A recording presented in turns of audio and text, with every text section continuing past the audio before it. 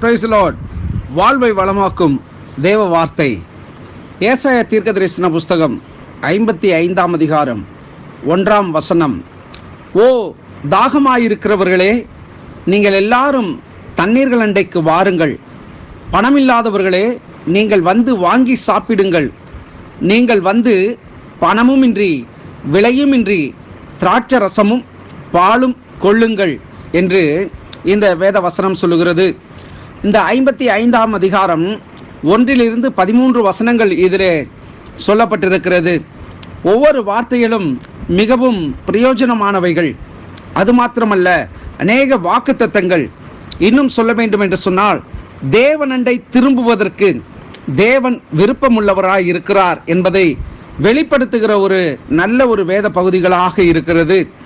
இன்னும் இதிலே 6ஆம் வசனம் சொல்லுகிறது, கர்த்தரை கண்டடையத்தக்க சமயத்தில் அவரை தேடுங்கள், அவர் சமீபமாயிருக்கையில் அவரை நோக்கி கூப்பிடுங்கள் என்று இப்படியாய் சொல்லுகிறது. இந்த வார்த்தைகளை பார்க்கிற பொழுது, தேவனண்டையிலே சேருகிற ஒரு மனுஷன் அவனுடைய வாழ்விலே நிறைவான ஆசீர்வாதங்களை அவன் பெற்றுக்கொள்கிறவனாய் இருக்கிறான். இந்த வேத பகுதிகளிலே ஆண்டவர் நமக்கு வாக்குத்தத்தங்களை கொடுத்திருக்கிறார். 13ஆம் வசனத்திலே, முச்செடிக்கு பதிலாக தேவதாரு விருட்சமும் முளைக்கும், காஞ்சொரிக்கு பதிலாக மிருது செடி எழும்பும், அது கர்த்தருக்கு கீர்த்தியாகவும் நிர்மூலமாகாத நித்திய அடையாளமாகவும் இருக்கும் என்று சொல்லப்பட்டிருக்கிறது. இது தேவன் நம்முடைய வாழ்விலே நமக்கு கொடுக்கிற ஒரு மேன்மைகளை இந்த அத்தியாயத்திலே நாம் பார்க்க முடிகிறது. தாகமாயிருக்கிறவர்கள் தண்ணீர்கள் என்று சொல்லுகிற பொழுது, இது கிறிஸ்துவையும் பரிசுத்த ஆவியானவரையும் குறிக்கிற ஒன்றாய் இருக்கிறது. இன்றைக்கு தேசத்திலே எத்தனையோ ஜனங்கள் விடுதலை இல்லாதபடிக்கு தாகத்தோடு பாரத்தோடு சஞ்சலத்தோடு காணப்படுகிறார்கள். அவர்களுக்கு கிறிஸ்துவும் பரிசுத்த ஆவியானவரும் அவருக்கு வெளிப்பட வேண்டும். அப்படி அந்த ஆவியினுடைய அனுக்கிரகம் ஒரு மனுஷனுக்குள் ஜனங்களுக்குள் கடந்து வருகிற பொழுது அவருடைய வாழ்க்கையை அவர் மாற்றுகிறவராய் இருக்கிறார். இந்த நாளிலே தேவ பிள்ளைகளாகிய நம்முடைய வாழ்க்கையிலே பரிசுத்த ஆவியானவருடைய அனுக்கிரகம், பரிசுத்த ஆவியானுடைய வழிநடத்துதல், பரிசுத்த ஆவியானுடைய கிரியைகள் ஆதி அப்போஸ்தல காலங்களில் நடந்தது போல நம்முடைய வாழ்க்கையிலும் அது நடைபெற வேண்டும். நிச்சயமாக ஆவியானுடைய வெளிப்பாடுகள், ஆவியானுடைய நடத்துதல் ஒரு மனுஷனுக்குள் காணப்படுகிற பொழுது அவனுடைய வாழ்க்கை நிச்சயமாக அது ஆசீர்வதிக்கப்பட்டதாக இருக்கும்.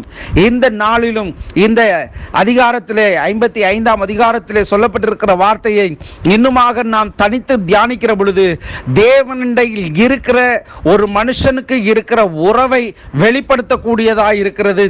தேவன் நம்மேல் எவ்வளவு பிரியமுள்ளவராய் இருக்கிறார், நாம் அவர் மேல் எவ்வளவு பிரியமுள்ளவர்களாக இருக்க வேண்டும் என்பதை இந்த வேத வாக்கியங்கள் தெளிவுபடுத்துகிறது. தேவனை கண்டடையத்தக்க சமயத்தில் அவரை தேட வேண்டும். அவரை தேடுகிற பொழுது நாம் பிழைப்போம் என்று வேத வாக்கியம் சொல்லுகிறது. ஆகவே இந்த நாளிலே எத்தனையோ ஜனங்கள் கிறிஸ்துவை அறியாதவர்கள், கிறிஸ்துவை ஏற்றுக்கொள்ளாதவர்கள், தங்களுக்காக தங்களுடைய குல வழக்கத்தின்படியாக வாழ்ந்து கொண்டிருக்கிறார்கள். அவர்களுக்கு கிறிஸ்துவுடைய அன்பை வெளிப்படுத்துவதற்கு பரிசுத்த ஆவியானுடைய அடையாளம் நிச்சயம் நமக்கு தேவை. ஆவியானவர் சகல சத்தியத்திற்குள்ளும் நடத்துகிறவராய் இருக்கிறபடினாலே அழிந்து போகிறதான ஜனங்களை தேவனண்டை திருப்புவதற்கு நம்மை தேவன் பயன்படுத்துவாராக. நாம் அவருடைய சத்தியத்தை அறிவிக்கிறது நிமித்தம் அவர் நம்முடைய வாழ்விலே பெரிய காரியங்களை செய்வார். நிச்சயமாக தாகமாயிருக்கிறவர்கள் தண்ணீர்கள் அண்டையிலே கடந்து வர வேண்டும்.